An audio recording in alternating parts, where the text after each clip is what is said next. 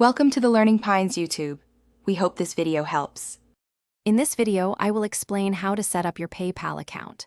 First, navigate to the official PayPal website or download their mobile application from your App Store. Look for the Sign Up button, usually located prominently on the home page, and click it to start the registration process. You'll then be prompted to choose between a personal account for everyday use or a business account for commercial transactions. Select the option that best suits your needs to proceed.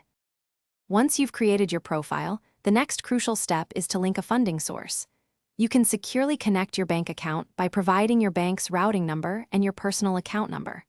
Alternatively, you can link a debit or credit card by simply entering the card number, expiration date, and security code. PayPal often sends two small deposits, typically less than $1 each, to your bank account for verification purposes, which you'll confirm later. Account verification is essential for full functionality and security. First, check your email inbox for a verification link from PayPal and click it to confirm your email address.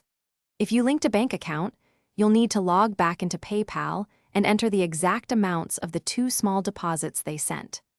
For increased transaction limits or certain features, PayPal might also request additional identity verification, such as uploading a photo of a government-issued ID.